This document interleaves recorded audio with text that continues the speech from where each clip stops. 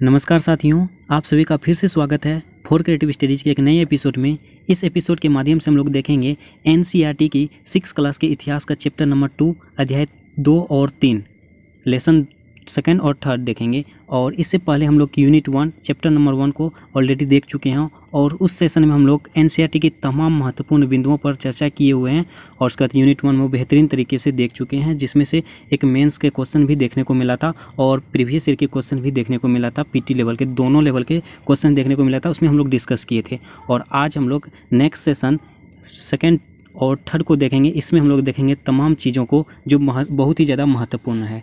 चलिए स्टार्ट करते हैं आज के सेशन को। जैसे कि आज हम लोग अध्याय 2 और 3 को देखेंगे। सबसे पहले अध्याय 2 में देखते हैं, इसका नाम है आपका आरंभिक मानव की खोज में।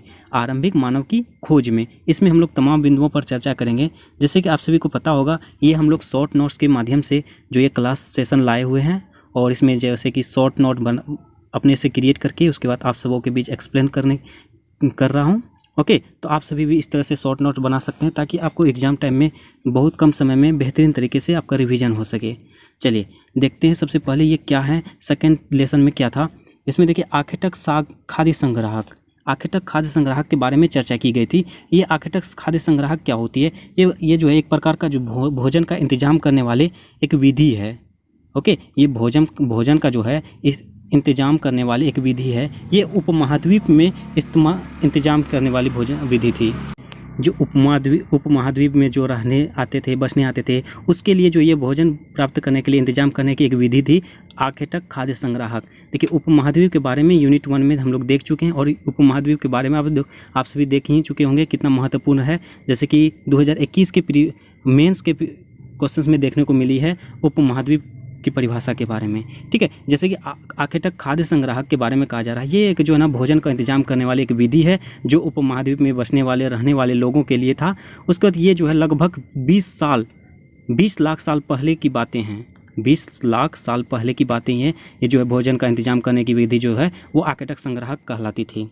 ओके, और आगे कहा जाता है पूरा पाषाण काल। ये जो काल 3 भागों में विभाजित था, पूरा पाषाण काल, मध्य पाषाण काल और नव पाषाण काल। अब हम लोग इस सेशन में देखेंगे ये पूरा पाषाण काल कब से कब तक माना जाता है, मध्य काल कब से कब माना जाता है और उसके बाद नव पाषाण काल कब से कब माना जाता है। इसमें सबसे पहला आपका दिया गया है पूरा पाषाण काल। देखिए पूरा पाषाण काल का अर्थ होता है, पूरा मतलब प्राचीन, प्राचीन मतलब कि इतिहास बीती हुई, समझे। उसके बाद पाषाण, पाषाण का अर्थ होता है पत्थर से, नहीं, प्राचीन में जो पत्थर से होती है वो पूरा पाषाण काल कहलाता है। ठीक है, उसमें देखिए पूरा पाषाण काल का कार्यकाल माना जाता है लगभग 20 लाख साल पहले से और 12,000 वर्ष पूर्व तक। ठीक है, 20 लाख से 12,000 वर्ष पूर्व तक ये पूरा पाषाण काल का कार्यकाल माना जाता है। ओके, इसमें जो है पूरा पाषाण काल में ये 3 भागों में विभाजित था। एक आरंभिक काल में हो गया, मध्य भाग में हो गया, उसके बाद उत्तर पाषाण काल में। ये तीनों भागों में विभाजित था ये पूरा पाषाण काल। ओके, उसके आगे कहा जाता है यानी कि मध्य पाषाण काल। मध्य पाषाण काल को जो है आपको मेसोलिथ भी कहा जाता है। ठीक है, मेसोलिथ हो या मध्य पाषाण काल हो, ये दोनों एक ही हैं। ओके, उसमें देखिए इसका शासनकाल, इसका कार्यकाल जो है आपका 12,000 से 10,000 वर्ष पूर्व माना जाता है। 12,000 से 10,000 वर्ष पूर्व माना जाता है। ये महत्वपूर्ण बिंदु है आपके, जो है इसको जानना बेहद ज़रूरी है। ओके, इसमें देखिए आपका मध्य पाषाण काल में सबसे पहले ये जो क्या हुआ था, पर्यावरण में बदलाव देखने को मिली थी। पर्यावरण में बदलाव देखने को मिली थी मध्य पाषाण काल में। 12,000 से 10,000 वर्ष पूर्व के बारे में जो बताया जा रहा है उसमें पर्यावरण बदलाव देखने को मिली थी। उसके बाद कहा जाता है इसी को जो है ना एक लघु पाषाण काल में भी विभाजित किया गया है। जैसे कि आप देखिए पूरा पाषाण काल 3 भागों में विभक्त था।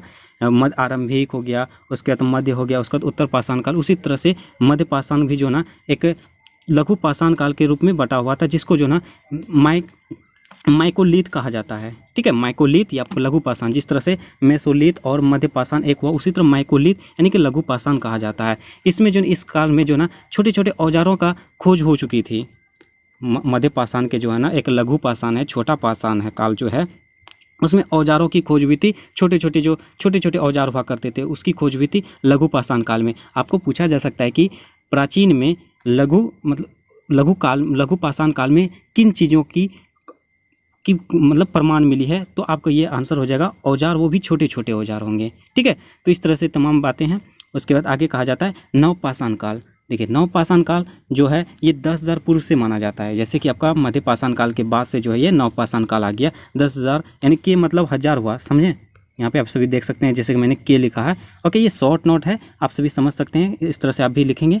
ये के मतलब ये 1000 होता है, ठीक है ना, आप सभी को पता होगा। जैसे 10 के लिखे हुए हैं तो 10,000। ओके, तो ये बातें हैं। उसके नवपाषाण काल जो है ना 10,000 पूर्व काल माना जाता है। इसमें जो ना चताल हयुग ये जो है एक पूरा स्थल है। चताल हयुग जो है ये एक पूरा स्थल है। पूरा स्थल जो वर्तमान समय में तुर्की पर स्थित है, ये चताल हयुग। देखिए पूरा स्थल क्या होता है इसके बारे में हम लोग देखते हैं। देखिए ये जो है मैंने एक मैप यानी मानचित्र के माध्यम से इसको समझाने का प्रयास किया है। इसमें देखिए मैं यहाँ से समझाऊंगा नहीं, क्योंकि यहाँ पे थोड़ा देखिए कुछ ज़्यादा ही लिखा गया है नज़दीक, तो समझने में हो सकती है आपको प्रॉब्लम आ सकती है। इसलिए मैंने बुक का भी इसमें जो PDF ले लिया है, ताकि आपको सही तरीके से आपको साफ साफ दिखे, ओके, समझाने में, ताकि परेशानी ना हो। उसके बाद देखिए सबसे पहले यहाँ पूरा स्थल क्या है इसके बारे में देख लेते हैं। ये सभी जो है पूरा स्थल यहाँ देखिए आप सभी। सबसे पहले यहाँ पूरा स्थल क्या होता है, उस स्थान को पूरा स्थल कहते हैं जहाँ औजार, बर्तन और इमारतें जैसी वस्तुओं के अवशेष मिलते हैं। जहाँ पे जो ऐसे स्थल जहाँ पे आपका इतिहास के बारे में बर्तन हो गया, औजार हो गया, इमारत हो गई, ये ऐसी चीज़ें, तमाम चीज़ें जो है ना हमें जहाँ से इकट्ठा होती है उसको पूरा स्थल कहा जाता है। ये जो आप मैप में देख रहे हैं ये सभी पूरा स्थल है। ओके, पूरा स्थल है। और ये इसमें जो कौन कौन से काल में कौन कौन से पूरा स्थल पाए गए, कहाँ कहाँ पाए गए थे, इसके बारे में बताया गया। जैसे मैंने देखिए कलर वाइज और चित्र के माध्यम से, जैसे कि यहाँ देखिए सब कुछ बनाए। ये त्रिकोण हो गया, ये चतुर्भुज टाइप का, उसके बाद ये विरित टाइप का भी मैंने सब कुछ मतलब यानी सब जैसे बुक में दिया गया था इस तरह से अलग अलग कलर से लिखे हैं, ताकि हमको समझने में और याद करने में आसानी हो। ओके, तो आप सभी भी इस तरह से बना सकते हैं। जैसे कि ये सभी जो मैं अभी जस्ट नीचे जो PDF बुक के मतलब उसको भी क्लिक करके, ताकि आपको समझ में आए ये सभी बातें। ओके, देखिए पूरा स्थल समझ गए, ये पूरा स्थल की बातें हैं।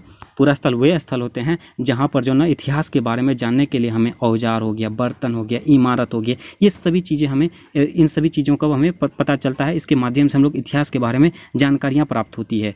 तो सबसे पहले हम लोग अब देखते हैं ये जो है स्थल के बारे में, पूरा स्थल जो है कहाँ कहाँ से है। जैसे कि आप देख सकते हैं यहाँ पे कुछ महत्वपूर्ण पूरा स्थल, इसके बारे में देखिए। यहाँ जैसे भागों में मतलब विभाजित किया गया है। देखिए यहाँ जो है रेड कलर का है वो पूरा पाषाण काल हो गया, पूरा पाषाणिक पूरा स्थल हो गया। उसके बाद ब्लू टाइप का है वो नवपाषाणिक काल हो गया। ये ग्रीन है आपका महापाषाणिक पूरा स्थल है। और आरंभिक गांव है, उसके बाद स्टार जो है आधुनिक नगर है। ये सभी जो यहाँ पे आप देख सकते हैं। जैसे कि आपको सबसे पहले हम लोग देखेंगे पूरा पाषाणिक पूरा स्थल कहाँ कहाँ है। त्रिभुज देखो और रेड कलर की एक तरफ से देखते आएंगे, यहाँ अभी ऊपर में नहीं है। उसके बाद यहाँ से आप देखें भीमबेटका जो है आपका, ये आपका रह जाएगा। भीमबेटका जो है आपका पूरा पाषाणिक स्थल है। एक ये हो गया भीमबेटका हो गया एक। उसका होंगसी हो गया आपका, करनूल गुफाएं हो गया। ये सभी पूरा स्थल जो पूरा पाषाणिक पूरा स्थल हैं, ठीक है। तो ये इसको आप तमाम चीज़ों को आपको याद रखना होगा कहाँ कहाँ है। ओके, तो ये बातें हैं। उसके बाद देखिए, और उसके बाद ये 3 हमें मिला पूरा पाषाणिक पूरा स्थल। उसके बाद है नेक्स्ट है नवपाषाणिक पूरा स्थल, जो कि ब्लू कलर में है। आपको देखिए यहाँ से ही देख सकते हैं। एक आपको यहाँ हो जाएगा पय्यमपल्ली, उसके बाद हल्लूर, उसके बाद यहाँ से भी आगे हैं, ऊपर देखते हैं। यहाँ पे देखिए आप सभी यहाँ देख सकते हैं कोल्डी हवा, उसके बाद महागरा, उसके दाओजली हैंडिंग और चिराद बुर्ज होम। ये बुर्ज होम बहुत ही इंपॉर्टेंट है, आगे इसमें यूनिट 3 में चर्चा की गई है। उसके बाद मेहरगढ़, यह वर्तमान समय में पाकिस्तान में है मेहरगढ़, बाकी सभी ये हिंदुस्तान में स्थित है। इसको भी याद रखना होगा। मेहरगढ़ एक जो है मेहरगढ़ स्थल जो है ये नवपाषाणिक काल का पूरा स्थल का एक ऐसा पूरा स्थल है जो वर्तमान समय में पाकिस्तान में निहित है। तो इसको याद रखना होगा, मेहरगढ़ जो है, ठीक है। तो उसके बाद ये रहा आपका मध्यपाषाण काल नवपाषाणिक का पूरा स्थल। उसके देखिए नेक्स्ट है महापाषाणिक पूरा स्थल। महापाषाणिक ग्रीन में आपको यहाँ नीचे में देख सकते हैं आदिचलनूर, उसके बाद ब्रह्मगिरी 2 हो गया। उसके बाद आगे हैं, आगे और नहीं है, ठीक है। तो इस तरह से चीज़ें हैं। उसके बाद आप इसको मेंशन आप सभी दिमाग में रखेंगे। ओके, ये उसके बाद आरंभिक गांव है, इसी तरह से आधुनिक नगर है। इसको आप लोग सभी इसको माइंड में रखेंगे। ओके, उसके बाद चलिए ये इस तरह से यूनिट 2 को जो ना इतना ही सफिशिएंट है। ये सभी बहुत ही ज़्यादा महत्वपूर्ण बिंदु थी। तो आप सभी इसको शॉर्ट नोट बनाएं और रिवीजन बार बार करें, और हो सके तो आप सभी एक बार बुक पढ़ लें और आपको आसानी तरीके से सारी बातें समझ में आ जाएगी। ओके, तो सबसे इसमें इम्पोर्टेंट क्या था, पूरा स्थल। पूरा स्थल किसे कहते हैं? पूरा स्थल उस स्थान को कहते हैं जहाँ औजार हो गया, बर्तन हो गया, इमारत हो गई, पत्थर हो गए, ये सभी चीज़ें जो हमें इतिहास के बारे में जानकारियाँ अवशेष के रूप में प्राप्त होती है, तो वे पूरा स्थल कहलाती है, ठीक है। तो ये है आपका यूनिट 2, और उसके बाद हम लोग चलेंगे अब यूनिट 3 के बारे में। यूनिट 3 में क्या है उसको देखते हैं। चलिए देखिए लेसन 3 इसमें है भोजन संग्रह से उत्पादन तक, भोजन संग्रह से उत्पादन तक। इसमें जो है ना ये महत्वपूर्ण बिंदु ये रहेगी आपका कि कौन कौन से भोजन के जो है अनाज हैं कहाँ कहाँ से प्राप्त हुई, ये जो है पुरास्थल कहाँ कहाँ से मिले हैं, इसके बारे में आपको बहुत ही ज़्यादा महत्वपूर्ण रहेगी। जैसे कि इसके बारे में चर्चा जैसे बुर्ज होम के बारे में यहाँ देख सकते हैं 2021 में भी इसके रिलेटेड आपको पूछा गया था बुर्ज होम से, ठीक है। तो हमको ये सभी जो है ना माइंड में रखना होगा। इससे आपको जो आपको सीधा सीधा सवाल नहीं पूछा जा सकता, थोड़ा सा घुमाया जा सकता है, ठीक है। तो इसको हम लोग को माइंड में रखना होगा। तो इसको हम लोग देखते हैं क्या क्या है, एक चीज़ एक तरफ से। सबसे पहला बिंदु है आपका, सबसे पहले जो है कुत्ता को पालतू जानवर बनाया गया था। ये सभी जो है आपको पता ही होगा कि कुत्ता को सबसे पहले पालतू बनाया गया था, ठीक है। उसके बाद इसमें देखिए अनाज और हड्डियाँ, ये कहाँ कहाँ से कौन कौन से अनाज और हड्डियाँ प्राप्त हुई थी, पूरा स्थल के नाम इधर दिया गया है। तो इसको आप देखते हैं। सबसे पहला है गेहूँ, जौ, भेड़, बकरी, मवेशी, ये सभी जो है मेहरगढ़ जो वर्तमान समय में पाकिस्तान में स्थित है। अभी जस्ट हम लोग देखे हैं ये एक ऐसा मात्र पूरा स्थल था जो वर्तमान समय में मतलब कि ये पाकिस्तान में है, ओके। उसके बाद आगे कहा जाता है चावल, जानवरों की हड्डी के टुकड़े, चावल और जानवरों की हड्डी के टुकड़े जो है ये कोल्डी हवा उत्तर प्रदेश में मिले हुए है। देखिए चावल हो गया, जानवरों की हड्डियां हैं, इसके टुकड़े जो है कोल्डी हवा जो वर्तमान समय में ये उत्तर प्रदेश में निहित है, यहाँ से हमें प्राप्त हुई थी, ओके। उसके बाद फिर चावल और मवेशी, देखिए एक साथ जो है ना ये चावल और मवेशी मिली हुई थी। ये महागरा उत्तर प्रदेश, ये सभी जो महागरा, कोल्डी हवा, गुर, ये सभी बुर्ज होम, मेहरगढ़, ये सभी जो इस चित्र में आपका दिया गया है। ये इस देखिए आप सभी जैसे अभी जस्ट मेहरगढ़ अभी जस्ट आया था कि गेहूँ जो जैसे चीज़ों के जो प्राप्त होती है मेहरगढ़। उसके बाद यहाँ देखिए कोल्डी हवा है, सब ये सब्जियों यहाँ पे यही उसी के बारे में दिया गया है, ठीक है ना। तो यही बातें हैं। उसके बाद आगे कहा जाता है चावल और मवेशी कहाँ से मिला, महागरा से जो उत्तर प्रदेश में स्थित है। उसके बाद गेहूँ और दलहन जो है गुप्तकराल यानी कि कश्मीर से मिला गया है, ओके। उसके बाद गेहूँ और दलहन, कुत्ते, मवेशी, भैंस, भेड़, बकरी, ये सभी जो है ये तमाम चीज़ें जो है बुर्ज होम कश्मीर से मिला है, ओके। उसके बाद गेहूँ, हरे चने, जो भैंस, बैल, ये चिराग यानी बिहार, वर्तमान समय में बिहार से मिला है। उसके बाद ज्वार, बाजरा, मवेशी, भेड़, बकरी, सुअर, ये सभी हल्लूर आंध्र प्रदेश से मिला गया। ये सभी आपको याद रखना होगा हल्लूर कहाँ से हैं, ठीक है। आपको जो है ना बहुत सारे ऐसा क्वेश्चन देखने को मिलेगा जैसे कि आपका रिसेंटली शायद 2022 के एग्जाम में इस तरह से पूछा गया है। जैसे कुछ पुरास्थल के नाम दे दिया गया, हल्लूर दे दिया गया है, चिराग दे दिया गया है, बुर्ज होम दे दिया गया है और पेयमपल्ली दे दिया गया। इसमें क्या कहा था, इसके जो ना जो है वर्तमान समय में कौन कौन से राज्य के हैं इसके बारे में दे दिया गया था। तो इसमें भी आपको माइंड में रखना होगा। जैसे कि बुर्ज होम के बगल में बिहार दे दिया है और चिराग के बगल में कश्मीर दे दिया गया है। उसके बाद हल्लूर के बगल में जो है आपका यहाँ यूपी दे दिया है और पेयमपल्ली की जगह जो है ना ये आंध्र प्रदेश दे दिया है। तो इसमें आपका कहा जाएगा कि इसमें से एक कथन सत्य है। तो इसमें जो है ना जैसे कि हम बताए थे अभी बुर्ज होम में यहाँ बिहार दे दिया था, ये तो नहीं होगा। उसके चिराग में दे दिया था जम्मू कश्मीर, तो ये भी नहीं होगा। और हल्लूर में यहाँ पे बोल देते यूपी, ये भी नहीं होगा। तो पेयमपल्ली जो है आपका आंध्र प्रदेश, ये सही हो जाएगा। तो इस तरह से तमाम चीज़ें पूछे जा सकते हैं और जैसे कि पूछा भी गया हुआ है तो इसको माइंड में रखना होगा। तो ये बातें हैं, ठीक है। उसके बाद आगे है ये चीज़ें हैं, इसके बारे में इसमें यूनिट 3 में मेंशन है ये बातें, तो ये इंपॉर्टेंट भी था। उसके बाद आगे है जैसे कि बुर्ज होम, ये बुर्ज होम क्या होता है इसके बारे में देखिए। बुर्ज होम से रिलेटेड आपको एग्जाम में पूछा गया है। ये बुर्ज होम रिलेटेड लगभग हर ईयर में देखने को मिलता है। बुर्ज होम से कुछ ना कुछ मेंस में भी देखने को मिल रहा है। उसके बाद इसमें जो ना आपको यूनिट 3 में बुर्ज होम के बारे में थोड़ी सी डिटेल्स बताया गया, बेसिक बातें बताई गई है, आप सभी को समझ में आ सकता है, ओके। इसमें देखिए ये बुर्ज होम वर्तमान समय में कश्मीर में स्थित है। ये बुर्ज होम जो ना यहाँ के लोग जो गड्ढे के नीचे घर बनाते थे, एक गड्ढा होता था, गड्ढे के नीचे घर बनाया था, ठीक है, जिन्हें गर्तवास कहा जाता है, यानी बुर्ज होम की ही गर्तवास होता था, ओके। उसके बाद बुर्ज होम जो है ये कश्मीर में है। उसके बाद यहाँ के लोग जो गड्ढे के नीचे घर बनाते थे जिसे गर्तावास कहा जाता है। ये बुर्ज होम एक पूरा स्थल है, ओके। ये सभी जो बुर्ज होम जो पूरा स्थल के जो निवासी थे वे सभी के सभी जो है ना गड्ढे के नीचे में घर बनाते थे और उसके बाद वही जो है गर्तावास कहलाता था, ओके। तो ये बातें हैं बुर्ज होम के बारे में। उसके बाद जेडाइट जो दाऊजली हैंडिंग में मिला है, यानी जेडाइट जो है एक दाऊजली हैंडिंग जगह है, वहाँ से मिला है, जो चीन से लाया गया था जेडाइट, ठीक है। देखिए जेडाइट जो है एक पत्थर था, जेडाइट जो है एक पत्थर था, ठीक है। ये पत्थर का जो है दाओजली हैंडिंग, ये दाओजली क्या है, ये पुरास्थल है जो नव पुरापाषाण काल में एक पुरास्थल है। जैसे आपको मैं दिखा दे रहा हूँ दाओजली कहाँ पर स्थित है। ये जो है यहाँ से जो है जेडाइट पत्थर का प्रमाण मिला है। आपको ये भी देखने को मिल सकता है, पूछा जा सकता है कि जेडाइट पत्थर कहाँ से पाया निकला है, कहाँ मिला है, कहाँ से मिली है। तो आपको ये आंसर हो जाएगा दाओजली हैंडिंग। ये जो है दाओजली हैंडिंग एक पुरास्थल है। ये पुरास्थल जो है दाओजली हैंडिंग कौन से काल के हैं, नव पुरापाषाण काल के। आप सभी यहाँ देख सकते हैं, जैसे कि दाओजली हैंडिंग आपका यहाँ पे आ जाएगा, दाओजली हेडिंग यहाँ पे देख सकते हैं, आपका यहाँ पे आपको मिल जाएगा दाओजली हेडिंग, ठीक है। तो ये जेडाइट पत्थर जो है आपको दाओजली हेडिंग से प्राप्त हुई है।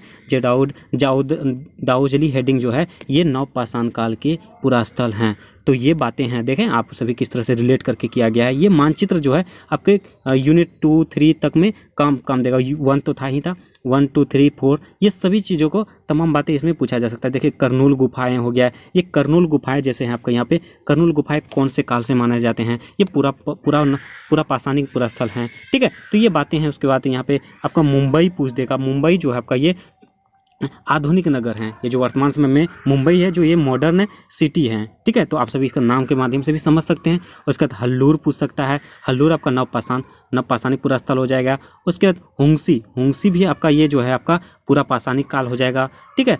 उसके बाद आदि चलनूर ये जो आपका जो है महापाषाणिक पुरास्थल हो जाएगी, ठीक है। ये तमाम बातें हैं। तो इस प्रकार देखिए यूनिट 3 में जो है ये जेडाइट, फिर से मैं जेडाइट बारे में बता दे रहा हूँ। जेडाइट पत्थर जो है वो दाओजली हैंडिंग, यानी कि जेडाइट जो एक पत्थर है उसका दाओजली एक जो पुरास्थल है जो नव पुरापाषाणिक पुरास्थल कहा जाता है, वहाँ से ये जेडाइट पत्थर प्राप्त हुई है, वहाँ से मिली है, जो वर्तमान समय से यानी कि चीन से जो लाया गया था, ठीक है। तो ये बातें अब से हम लोग क्विक रिवीजन करते हैं, स्पीड में कैसे करा जाएगा रिवीजन। देखिए आकेटक संग्रह जो है वो उपमहाद्वीप में जो है भोजन इंतजाम करने की एक विधि थी। ये लगभग 20 लाख वर्ष पहले की बातें हैं। उसके पूरा पाषाण काल, पूरा मतलब प्राचीन हो गया। उसके बाद पाषाण मतलब ये पत्थर से होती है। उसके बाद इसका काल जो है 20 लाख से 12,000 वर्ष पूर्व। इसमें 3 भागे थे, आरंभिक, मध्य, उत्तर पाषाणिक, ठीक है। उसके बाद इसको जो नेक्स्ट आ जाएगा आपका मध्य पाषाण को ही मेसोलिथ कहा जाता है। ये 12,000 से 10,000 वर्ष पूर्व। इसका जो है इसमें ही सबसे पहले पर्यावरण बदलाव को देखा गया था, ओके। उसके बाद इसको जो है एक भाग है माइकोलिथ, जिसको लघु पाषाण कहा जाता है, यानी कि छोटे भाग हैं लघु पाषाण, छोटे छोटे भाग जो हैं। इसमें सबसे पहले औजार मिले हैं, वो भी छोटे छोटे भाग, जिस तरह से नाम है उसी तरह से में औजार भी मिले हैं छोटे छोटे। उसके बाद आगे है नवपाषाण काल। इसमें जो है एक पुरास्थल प्राप्त हुई है चातालहयुक, जो वर्तमान समय में तुर्की पर स्थित है, ओके। उसके बाद इसका काल है 10,000 से पूर्व, ओके। इसके बाद ये पूरा जो है मैप है, इसको आप लोग सभी जरूर देखिएगा, बार देखिएगा। उसके बाद ये आगे भी काम देगी और इससे रिलेटेड क्वेश्चन देखने को मिल सकती है। उसके बाद पुरास्थल उस स्थान को कहते हैं जहाँ औजार, बर्तन और इमारतें जैसी वस्तुओं के अवशेष मिलते हैं, ठीक है। उसके बाद ये जिसको देख लीजिएगा। उसके बाद इसका जो PDF आपको टेलीग्राम चैनल पे मिल जाएगी, टेलीग्राम चैनल का लिंक जो आपको डिस्क्रिप्शन बॉक्स में मिल जाएगा। उसके बाद लेसन 3 में देखिए सबसे पहले कुत्ता को जानवर पालतू बनाया गया था। उसके बाद इसमें गेहूं, जौ, भेड़, बकरी, मवेशी, ये मेहरगर पाकिस्तान से। उसके चावल, जानवरों की हड्डी ये जो है ये कोल्डी हवा उत्तर प्रदेश से। आपको सबसे ज़्यादा ये जो है ना आपका ये शहर, ये दोनों को माइंड में रखना होगा, कहाँ से ये जो है ना रिलेटेड है, ठीक है।